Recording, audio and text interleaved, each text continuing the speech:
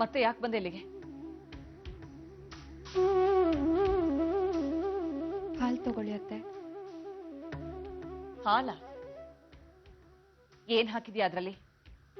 ಸಕ್ಕರೆ, ಬಾದಾಮಿ, ಕೇಸರಿ. ಯಾರು ಗೊತ್ತು, ಸಕ್ಕರೆ ಬದಲು ಅದ್ರಲ್ಲಿ ವಿಷ ಹಾಕಿದ್ರು ಆಶ್ಚರ್ಯ ಇಲ್ಲ. ಅತ್ತೆ ಯಾಕಾಗ ಹೇಳ್ತಿದ್ದೀರಾ? ನನಗೆ ಮೊದ್ಲಿಂದನೂ ಅನುಮಾನ ಇತ್ತು, ನಮ್ಮ ಮನೆತನಕ್ಕೆ ನೀನು ತಕ್ಕ ಸೊಸೆ ಅಲ್ಲ ಅಂತ. ನಾಯಿನ ಕರ್ಕೊಂಡ್ ಬಂದು ಸಿಂಹಾಸನದ ಮೇಲೆ ಕೂರ್ಸಿದ್ರೆ ಅದು ರಾಜ ಆಗ್ಬಿಡತ್ತಾ?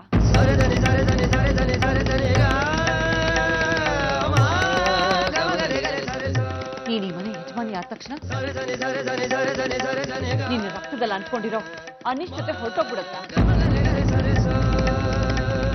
ಧರ್ಮಾಧಿಕಾರಿಗೆ ಹೆಂಡತಿ ಆದ ತಕ್ಷಣ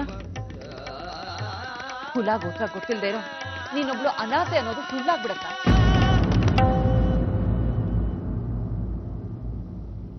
ನಮ್ ವಿಷು ನಿನ್ನಲ್ಲಿ ಅದ್ ಏನ್ ನೋಡದ್ನೋ ಏನೋ, ಅದ್ ಯಾಕೆ ಮೆಚ್ಕೊಂಡೋ ಏನೋ, ಬೇಡ ಬೇಡ ಅಂದ್ರು ಮದ್ವೆ ಮಾಡ್ಕೊಂಡ್ ಬಂದ್ಬಿಟ್ಟ.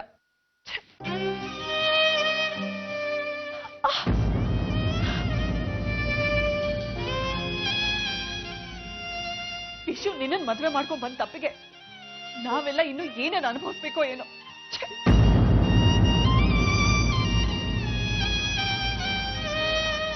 ನೀನು ಮೊಸಳೆ ಕಣ್ಣೀರ್ ಹಾಕೋ ಅಗತ್ಯ ಇಲ್ಲ. ಏನೇ ಮಾಡಿದ್ರು ನಿನ್ಮೇಲೆ ನನಗೆ ಅನುಕಂಪ ಬರಲ್ಲ.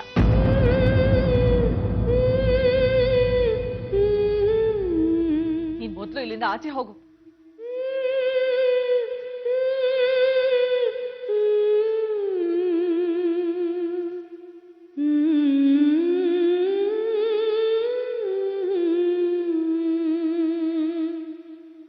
ರಾಧಿಕಾ,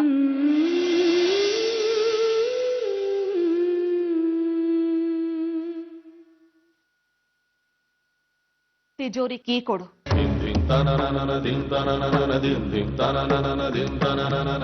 ತಿಜೋರಿ ಕೀ ಕೊಡು ಅಂದೆ.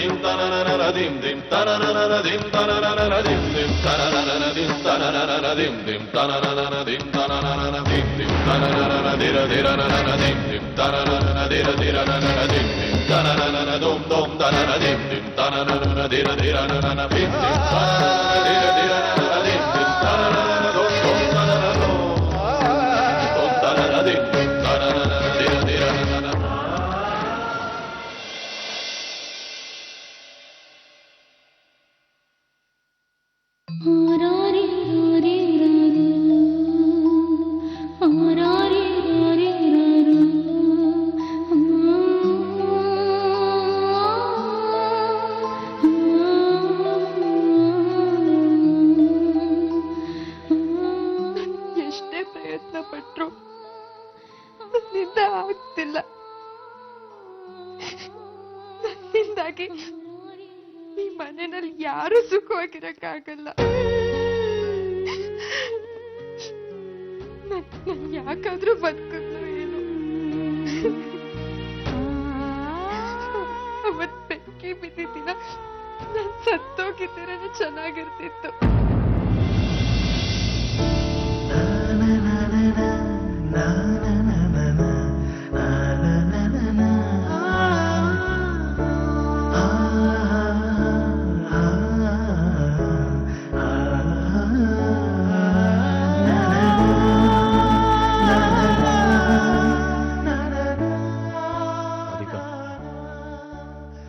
ಬಿಟ್ಟಿರೋಕೆ ಕಷ್ಟ ಆಗ್ತಿದೆ.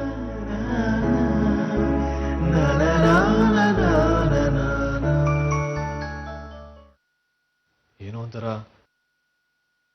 ಸಂಕಟ ಆಗ್ತಿದೆ ರಾಧಿಕಾ.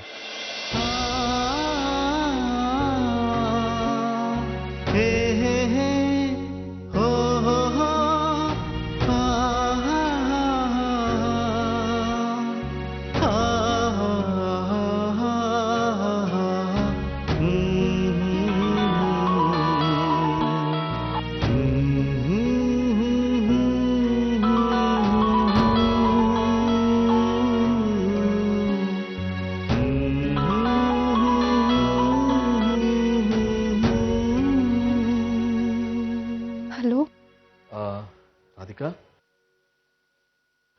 ಹೇಗಿದ್ಯಾ? ಚೆನ್ನಾಗಿದ್ದೀನಿ. ಪೂಜೆ ಎಲ್ಲ ಹೇಗಾಗ್ತಿದೆ? ಪೂಜೆ ಚೆನ್ನಾಗಾಯ್ತು. ರಾಧಿಕಾ, ಪೂಜೆ ಕೂತಾಗ ಒಂಥರ ಸಂಕಟ ಆಗ್ತಿತ್ತು. ಸಂಜೆಯಿಂದ ಮೂಡೇ ಸರಿ ಇಲ್ಲ. ನನ್ಗೆ ಯಾಕೋ ನಿನ್ನನ್ನು ಬಿಟ್ಟು ಬರಬಾರ್ದಿತ್ತು ಅನ್ಸೋಕ್ ಶುರುವಾಗಿದೆ.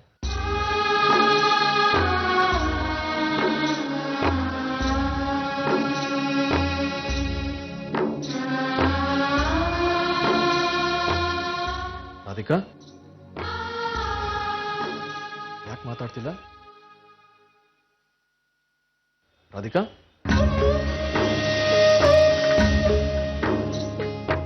ರಾಧಿಕಾ ಮಾತಾಡು. ನಿನ್ ಮನ್ಸಲ್ಲಿ ಏನೇ ಇದ್ರು ನನ್ನ ಹತ್ರ ಹೇಳ್ಕೊ. ನಿನಗೆ ದುಃಖ ಆದ್ರೆ ನಿನ್ ಧ್ವನಿಲೇ ನನಗೆ ಗೊತ್ತಾಗುತ್ತೆ ರಾಧಿಕಾ. ನಾನು ಆರಾಮಾಗೇ ಇದ್ದೀನಿ ಇಲ್ಲಿ. ನನ್ನ ಬಗ್ಗೆ ನೀವೇನು ಯೋಚನೆ ಮಾಡಬೇಡಿ. ಇಲ್ಲಿ ಅತ್ತೆ, ಅಜ್ಜಿ, ವಿವೇಕ್ ಭಾವ ಎಲ್ಲರೂ ನನ್ನ ತುಂಬಾ ಚೆನ್ನಾಗಿ ನೋಡ್ಕೋತಿದ್ದಾರೆ, ಚೆನ್ನಾಗಿ ಮಾತಾಡಿಸ್ತಾರೆ.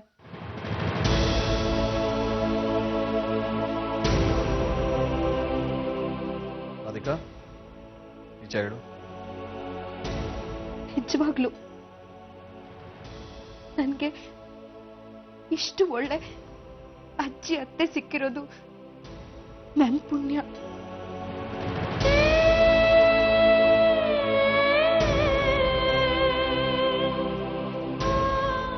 ನನ್ನ ಅದೃಷ್ಟನ ನೆನೆಸ್ಕೊಂಡು ಖುಷಿಯಾಗಿ ಅಳು ಬಂತು ಅಷ್ಟೆ.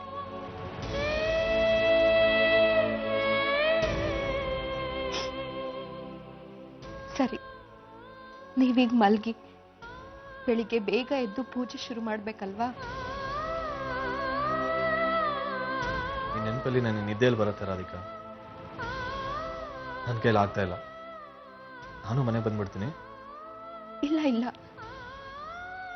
ನೀವು ನನ್ನ ಬಗ್ಗೆ ಏನು ಯೋಚನೆ ಮಾಡಬೇಡಿ. ನೀವು ಪೂಜೆನ ಶ್ರದ್ಧೆಯಿಂದ ಮಾಡಿ. ನಾನು ಈ ಮನೆ ಸೊಸೆಯಾಗಿ ಏನ್ ಕೆಲಸ ಮಾಡ್ಬೇಕೋ ಅದನ್ನೆಲ್ಲ ಮಾಡ್ತೀನಿ.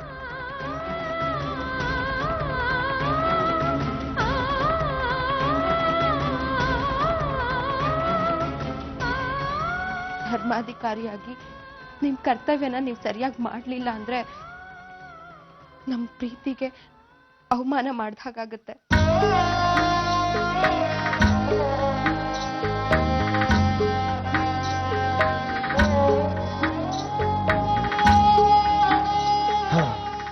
ಅಪ್ಪಣೆ ಮಹಾರಾಣಿ.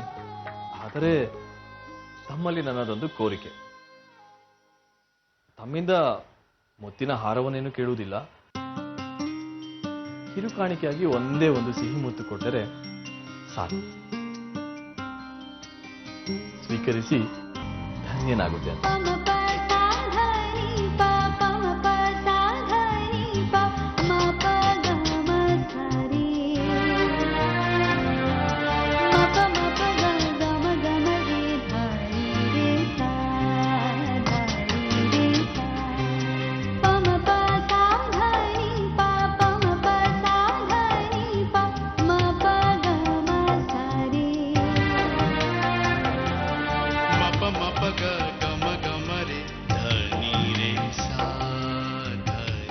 ಹಲೋ ಹಲೋ,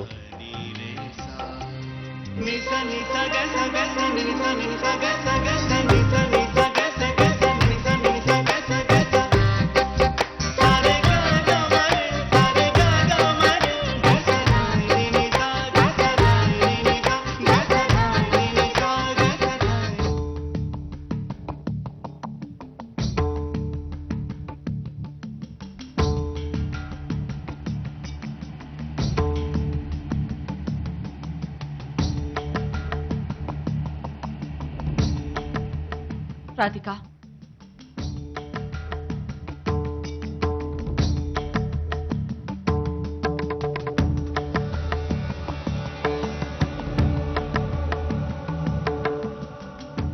ಕೂತ್ಕೋ.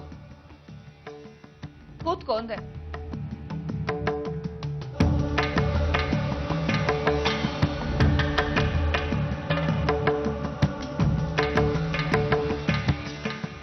ಕೆಲವೊಂದ್ಸಾರಿ ನಾವು ಕಣ್ಣಿದ್ದು ಕುರುಡರಾಗ್ತೀವಿ. ಅಹಂಕಾರ ಅನುಮಾನದಿಂದ ನಮ್ ಬುದ್ಧಿ ಮಂಕಾಗ್ಬಿಡುತ್ತೆ. ಯಾವ್ದು ಅಸಲಿ ಯಾವ್ದು ನಕಲಿ ಅನ್ನೋದೇ ಗೊತ್ತಾಗೋದಿಲ್ಲ.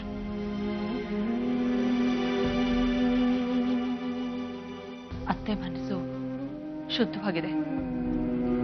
ಅದಕ್ಕೆ ಅವ್ರಿಗೆ ಅಸಲಿ ಯಾವುದು ನಕಲಿ ಯಾವುದು ಅಂತ ಬೇಗ ಗೊತ್ತಾಗ್ಬಿಡುತ್ತೆ. ಅವ್ರನ್ನ ಹೋಲಿಸಿದ್ರೆ ನಾನ್ ತುಂಬಾ ಕೆಟ್ಟವಳು ರಾಧಿಕಾ.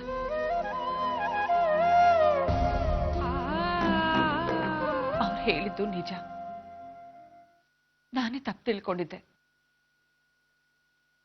ನೀನ್ ನಿಜವಾಗ್ಲೂ ಈ ಮನೆ ರಾಧಾರಾಣಿ.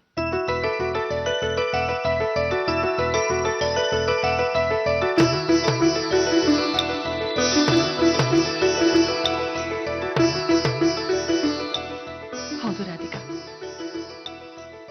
ನೀನ್ ಈ ಮನೆಗೆ ತಕ್ಕನಾದ ಸೊಸೆ.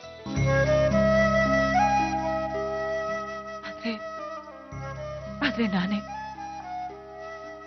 ನಿನಗೆ ತಕ್ಕನಾದ ಅತ್ತೆ ಆಗ್ಲಿಲ್ಲ. ಅತ್ತೆ, ನಿಮಗ್ ಸಮಾಧಾನ ಆದ್ರೆ ನನ್ಗದೇ ಸಂತೋಷ. ಅವ್ರ ಮನೆಯಲ್ಲಿ ಅಮ್ಮ ಹೇಗೋ ಇಲ್ಲಿ ಹಾಗೆ ನೀವು ನನ್ಗೆ. ಅಳ್ಬೇಡಮ್ಮ, ನಾನು ನೋಡಕ್ಕಾಗಲ್ಲ. ನೀನ್ ಯಾವಾಗ್ಲೂ ನಗ್ನಗ್ತಾ ಇರ್ಬೇಕು. ನಿನ್ನ ನಗುವಿಂದ ಈ ಮನೆಯಲ್ಲಿ ಎಲ್ಲರೂ ನಗಬೇಕು, ನೆಮ್ಮದಿಯಿಂದ ಇರೋ ಹಾಗಾಗ್ಬೇಕು.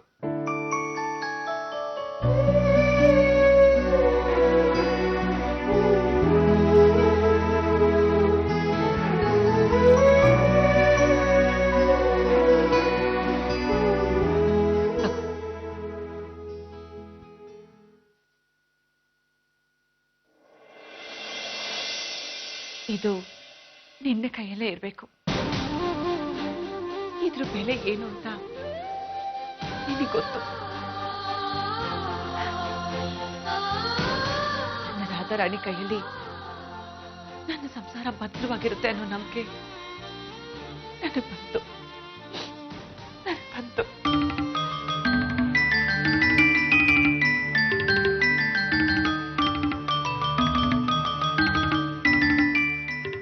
ರಾಧಿಕಾ, ವಿಶ್ವ ಅಮ್ಮನಾಗಿ ನಾನು ನಿನ್ನ ಹತ್ರ ಒಂದು ಮಾತು ಕೇಳ್ತೀನಿ. ಅದಕ್ಕೆ ತಪ್ಪಲ್ಲ ಅಂತ ನನಗೆ ನೀನ್ ವಚನ ಕೊಡ್ತೀಯಮ್ಮ? ಹೇಳಿ ಅತ್ತೆ. ವಿಶ್ವ ಪಾಲಿನ ಶಕ್ತಿ ದೇವತೆ ನೀನು. ಕೊನೆವರೆಗೂ ಅವನ್ ನೆರಳಾಗಿದ್ದು ಅವನನ್ನ ಸತ್ಯ ದಾರಿಲಿ ಕರ್ಕೊಂಡು ಹೋಗ್ತೀಯ.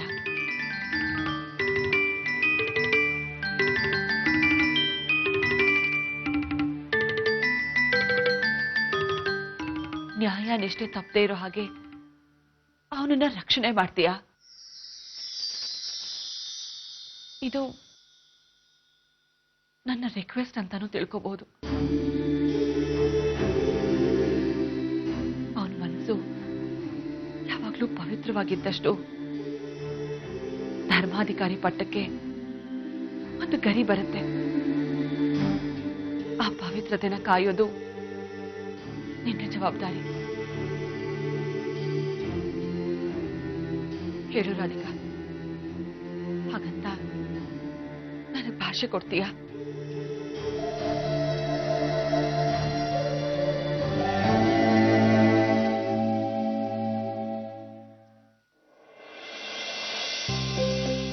ಖಂಡಿತ ಅತ್ತೆ. ಆದ್ರೆ ನಾನ್ ನಿಮ್ಗೀಗ ಭಾಷೆ ಕೊಡ್ತಿರೋದು ಆ ಕೃಷ್ಣನ ನಂಬಿ. ಅವನು ಯಾವತ್ತೂ ಅವ್ರ ಕೈ ಬಿಡಲ್ಲ.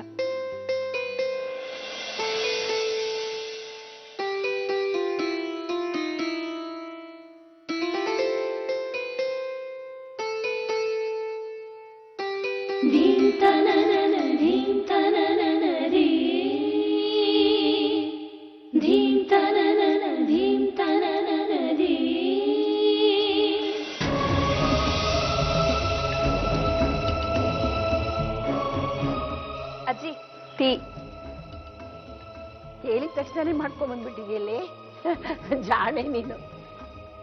ವಿಶಾಖ ತಗೋ ಈ ಸೀರೆ ಉಟ್ಕೊಂಡ್ ಬಾ.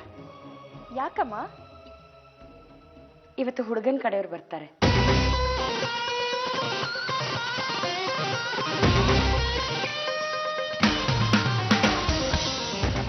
ಯಾರಮ್ಮ?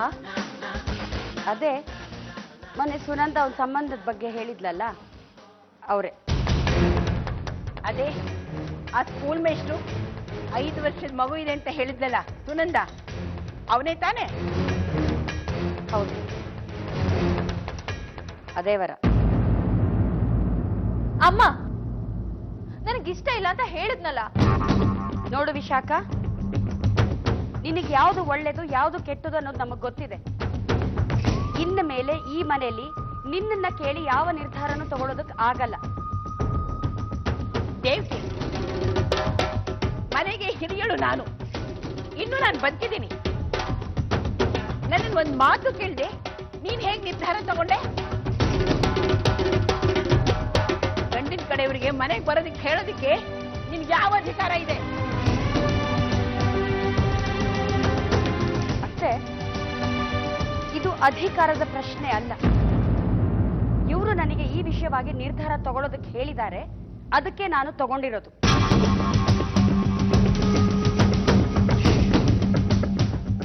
ವಿಶಾಖನ ತಾಯಿಯಾಗಿ ಇವರ ಹೆಂಡತಿಯಾಗಿ ನಾನು ಮಾಡ್ಬೇಕಾದ ಕರ್ತವ್ಯ ಇದೆ. ಏನೋ ಯೋಚನೆ ಮಾಡಿ. ನನಗಿಷ್ಟ ಇಲ್ದಿದ್ರು ಅದ್ ಹೇಗ್ ಮದ್ವೆ ಮಾಡ್ತೀರಾ? ಅದು ಈ ಎರಡನೇ ಸಂಬಂಧ ಅಂತೂ ಬೇಡವೇ ಬೇಡ. ನಾನಿದಕ್ಕೆ ಒಪ್ಪಲ್ಲ. ಹುಡುಗನ ಕಡಿಯೋರು ಒಪ್ಪಿದ್ರೆ ಸಾಕು, ಇನ್ಯಾರ ಒಪ್ಪಿಗೆ ಅಗತ್ಯನೂ ನನಗಿಲ್ಲ. ಈ ಮದುವೆ ನಡೆಯುತ್ತೆ, ನಡಿಲೇಬೇಕು, ನಡೆದೇ ತೀರುತ್ತೆ. ಪೂರ್ಣ, ನೀನ್ ಆ ಹುಡುಗನ್ನ ನೋಡಿಲ್ಲ. ಅವ್ರ ಮನೆತನ ಕುಲ ಗೋತ್ರ ಏನೂ ವಿಚಾರಿಸಿಲ್ಲ. ಅವ್ರ ಹಿನ್ನೆಲೆ ಏನು ಅಂತಾನೆ ನಿನಗೆ ಗೊತ್ತಿಲ್ಲ. ಹೀಗಿರುವಾಗ ಹಿಂದೂ ಮುಂದೆ ಗೊತ್ತಿಲ್ದಿರೋರ್ ಜೊತೆಲಿ ನೀನ್ ಮಗಳನ್ನ ಕೊಟ್ಟು ಮದುವೆ ಮಾಡಕ್ ಹೊರಟಿದ್ಯಲ್ಲೋ, ಇದು ಸರಿನೇನೋ? ಕಾಲಾಯ ತಸ್ಮೈ ನಮಃ.